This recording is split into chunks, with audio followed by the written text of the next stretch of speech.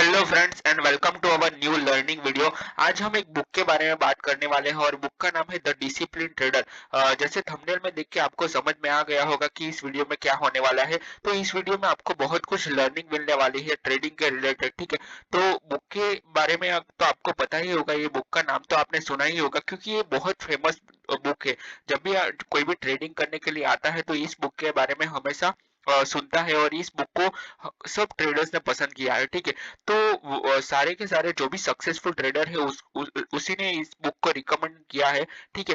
तो चलिए वीडियो को स्टार्ट करते हैं बिना देर किए, ठीक है। तो इस बुक में क्या लिखा गया है वो आपको मैं शॉर्ट में बता देता हूँ। ये बड़ी बुक है, ठीक है, पर मैंने इस शॉर्ट वीडियो में आपको पूरी बुक के बारे में बता दिया है कि बुक में क्या है। और इस बुक वीडियो के लास्ट में मैं आपको एक टिप्स भी देने वाला हूँ कि अगर आपको सक्सेसफुल ट्रेडर बनना है तो क्या करना पड़ेगा, ठीक है। तो इस वीडियो को ध्यान से देखना और पूरा देखना बिना स्किप किए हुए, नहीं तो आपको अब छूट जाएगा। जो भी मैं कहने वाला हूँ, जो भी मैं टिप देने वाला हूँ वो छूट जाएगा, ठीक है। तो इस वीडियो को ध्यान से पूरा देखना। तो चलिए बिना टाइम वेस्ट किए हुए हम लोग वीडियो को स्टार्ट करते हैं। ठीक है। बुक का नाम है द डिसिप्लिन ट्रेडर। मैंने इस कुछ पॉइंट्स निकाले हुए हैं यहाँ पे, मैंने ये आपको स्क्रीन पे दिख रहा है कि मैंने कुछ पॉइंट्स निकाले हुए हैं, ठीक है।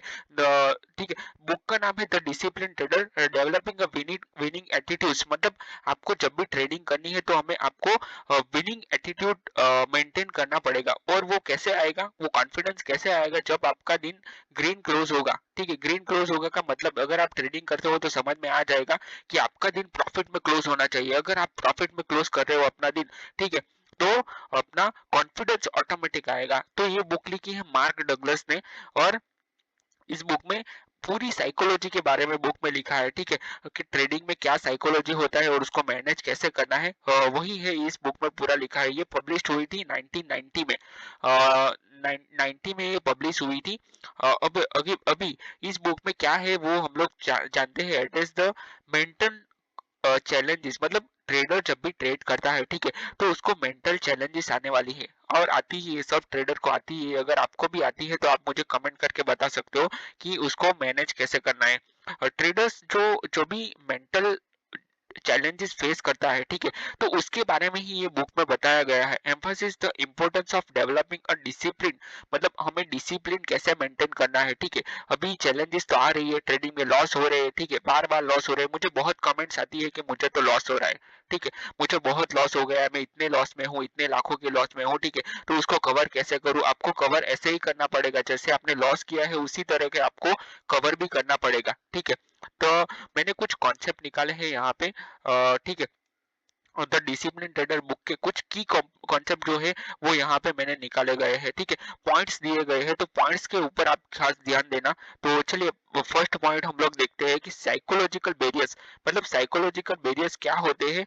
तो उसी की वजह से हमें लॉस होता है। और लॉस होने का जो मेन रीजन है वो यही है, मतलब यही हमें परेशान कर रहा है। मतलब इसके वजह से ही हमें लॉस हो रहा है। जैसे कि सक्सेस ड्यू टू फियर, ठीक है। मतलब रुकावट क्या है सक्सेस के बीच में? रुकावट क्या है? तो फियर। मतलब आप जब भी ट्रेड लेते हो तो आपको फियर आता है कि भाई मैं ये ट्रेड करूं कि नहीं करूं, ठीक है। मतलब दो माइंड होता है अपना कि इसको लेना चाहिए या नहीं लेना चाहिए, या फिर फियर ये होता है। फियर क्या है वो मैं आपको शॉर्ट में बता देता हूँ। तो फियर ये होता है कि मान लो कि आपके पास 50,000 रुपया को 1 लाख रुपया कैपिटल है, ठीक है, 1 लाख रुपया कैपिटल है आपके पास। तो ट्रेड जब भी लेते हो तो उस टाइम पे ये आपको फियर आएगा कि मैं ट्रेड लूं तो फिर मुझे लॉस हो जाएगा, ठीक है। लॉस होने का फियर होता है, ठीक है। दूसरा फियर क्या होता है? तो जब भी आप लॉस में होते हो, ठीक है, तो मेरा और लॉस हो जाएगा, ठीक है। अगर मैं एक ट्रेड लूंगा तो मेरा और लॉस हो जाएगा। फिर अपना ट्रेडिंग सेटअप हो या फिर अपनी स्ट्रेटेजी हो या फिर आपको कोई अच्छा ट्रेड मिल जाए फिर भी आप ट्रेड नहीं लोगे, ठीक है। तो इसको ही फियर बोलते हैं। अगर आपको भी ये प्रॉब्लम आ रहा है तो मुझे कमेंट करके बताना। फिर होता है ग्रिड। ग्रिड क्या होता है? तो आपने जब भी ट्रेड लिया है, आप ट्रेड के अंदर हो, ठीक है, और आपको ये लगता है कि ये और जाएगा और आप ट्रेड को कट ही नहीं करते हो या फिर स्टॉप लॉस ट्रेल नहीं करते हो, तो वो ग्रिड होता है। Over confidence. मगर आप अगर मान लो कि आपका एक अच्छा ट्रेड चल गया, ठीक है, मतलब पूरे हफ्ते का प्रॉफिट एक ही ट्रेड में आ गया, तो आप ओवर कॉन्फिडेंट हो जाए कि मैंने मैंने तो पूरा मार्केट सीख लिया, ठीक है। पर ऐसा नहीं होता है। दूसरे ट्रेड में आप पूरा कैपिटल वाइप मतलब जो भी आपने प्रॉफिट किया है वो चला जाएगा। मान लो कि आज आपने सुबह में मॉर्निंग में 10 बजे मतलब 10 एएम को अच्छा एक प्रॉफिट बुक कर लिया, ठीक है, तो ओवर कॉन्फिडेंट हो जाओगे आप, शाम तक तो वो पूरा प्रॉफिट आप लॉस कर दोगे, ठीक है। तो ये बैरियर्स है, इसको हमें संभाल के चलना चाहिए, ये ही रुकावट है। अगर सक्सेसफुल ट्रेडर जो कोई नहीं बन रहा है, 90% जो फेल हो रहे हैं, ठीक है, तो ये उसमें से 80% का यही प्रॉब्लम है, ठीक है। और इसको सॉल्व कैसे करना है वो भी मैं लास्ट में आपको बताने वाला हूँ, ठीक है। अभी आते हैं रिस्क मैनेजमेंट के ऊपर। रिस्क मैनेजमेंट के ऊपर मैंने पूरा वीडियो बनाया है, अगर आपने नहीं देखा तो आप देख सकते हो। और मैंने ऑप्शन ट्रेडिंग के ऊपर पूरा कोर्स बनाया है, ठीक है, उसको भी मैं लास्ट में बताता हूँ कि उसको कैसे लिखना है, ठीक है। Understanding and accepting risk is crucial. मतलब मान लो कि आपका रिस्क हो रहा है, ठीक है, और 10 पॉइंट का, 15 पॉइंट का, 20 पॉइंट का, 25 पॉइंट का, जो भी आपका रिस्क है उसको एक्सेप्ट करना पड़ेगा, ठीक है। अगर आपने एक्सेप्ट नहीं किया तो वो आपको बहुत भारी पड़ेगा, ठीक है। मार्क डगलस ने क्या किया है, तो जब भी स्ट्रेस होता है, ठीक है, successful trader of successful traders focus on managing losses. मतलब instead of focus on the profit, you should focus on your losses, ठीक है। लॉस को हमें जल्दी कट करना है, ठीक है, जो भी लॉस हुए आपको उसको ऐसा नहीं कि होल्ड करके रखा, ठीक है। 15 पॉइंट, 20 पॉइंट, 50 पॉइंट, 100 पॉइंट का जब तक आपको लॉस हो रहा है तब तक ट्रेडर्स क्या करते हैं, होल्ड करके रखते हैं उसको। उसको 20 पॉइंट, 25 पॉइंट में कट करो, ठीक है। अगर मान लो कि आपका आज 10,000 का या 15,000 का लॉस हो गया, ठीक है, तो वो पास्ट है, उसको भूल जाओ, वो वापिस पैसा कभी नहीं आएगा। आप भी खुद सोचो, अगर आपका आज लॉस हो गया, ठीक है, तो वो वापिस आएगा, नहीं आएगा, दैट इज पास्ट, उसको भूल जाओ, आगे के बारे में सोचो, ठीक है। तो आपके लॉस को कट कर दो और दूसरी अपॉर्चुनिटी ढूंढो, ठीक है। Discipline and objectivity. अभी ये क्या होता है, तो emotions like hope, fear and regret, ये तीन जो इमोशंस है उसको ऊपर कंट्रोल करना बहुत जरूरी है। ये बुक में यही लिखा गया है कि ये तीन इमोशंस पे पूरा कंट्रोल अपना होना चाहिए। होप यानी क्या, होप ये होता है कि मान लो कि आपने कोई ट्रेड ले लिया, उसको होल्ड करके रखोगे कि उस आपके फेवर में नहीं है ट्रेड, ठीक है, अपोजिट साइड में जा रहा है, फिर भी उसको होल्ड करके रखोगे कि नहीं नहीं ये तो आएगा, अप साइड में आएगा, मेरे साइड में आएगा, ठीक है। पर ये होप है, इसको होप करके मत रखो, जैसे जैसे मैंने पहले बताया, इसको कट करो फटाफट। फियर, फियर को भी मैंने आपको बता दिया। ये तीन इमोशंस है ना, वो कनेक्टेड है, तीनों के तीनों कनेक्टेड है, ठीक है। क्या कनेक्शन है तो मैं बताता हूँ। होप है, मान लो कि आपने अप साइड का ट्रेड लिया, वो डाउन साइड में मार्केट जा रहा है, ठीक है, आपका आप होप में बैठे हो कि नहीं नहीं ये तो अप साइड में जाएगा, ठीक है, पर वो नहीं जाता। फियर ये क्या होता है कि मान लो कि आपने ये होप में कोई ट्रेड रख लिया और आपका बड़ा लॉस हो गया, मान लो कि बहुत बड़ा, जो भी आपका कैपिटल है उसके ऊपर बहुत बड़ा लॉस हो गया, ठीक है। तो उसके बाद दूसरा ट्रेड जब भी आप लोगे दूसरे दिन, तो आपको फियर आएगा कि मेरा बड़ा लॉस हो गया, तो दैट इज कॉल्ड फियर, ठीक है। दूसरी बात रिग्रेट। रिग्रेट ये होगा कि मैंने काश कट कर दिया होता तो, या फिर अगर मान लो कि आपका छोटे से प्रॉफिट में आपने कट कर लिया, 15-20 पॉइंट के स्कैल्प करके आपने कट कर लिया ट्रेड को, और वो 100 पॉइंट, 200 पॉइंट चला गया एक ही टाइम में, ठीक है, तो वो रिग्रेट होगा कि काश मैंने रख लिया होता तो। और दूसरी बात, जब भी आप रख लेते हो तो लॉस हो जाता है बड़ा। तो ये सब कनेक्टेड है, इसको हमें मैनेज करना पड़ेगा। और इसको कैसे मैनेज करना है, तो अगर ये सबको होता है और इसको कैसे मैनेज करना है वो वीडियो के लास्ट में बताने वाला हूं मैं, तो वीडियो को स्किप मत करना, ठीक है। चलिए आगे बढ़ते हैं वीडियो में।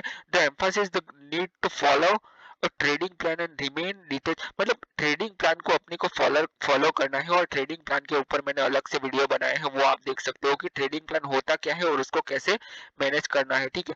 अभी ये देखते हैं दूसरा पॉइंट क्या है, डेवलपिंग अ विनिंग एटीट्यूड। हमें अपना एटीट्यूड है वो विनिंग एटीट्यूड रखना पड़ेगा, ठीक है। लॉस तो होने ही वाला है, लॉस तो सबको होता है, ठीक है, पर अपना जो एटीट्यूड होना है वो विनिंग एटीट्यूड होना चाहिए, ठीक है। Focus on probability not certainty. जैसे मैंने पहले बताया कि जो लॉस हो गया, ठीक है, उसके ऊपर फोकस मत करो, उसको छोड़ दो, वो हो गया पास्ट, उसको भूल जाओ। अब आगे आगे की आने वाली जो अपॉर्चुनिटी है, ठीक है, उसके ऊपर फोकस करो, जो भी प्रोबेबिलिटीज है उसके ऊपर हमें फोकस करना है, ठीक है।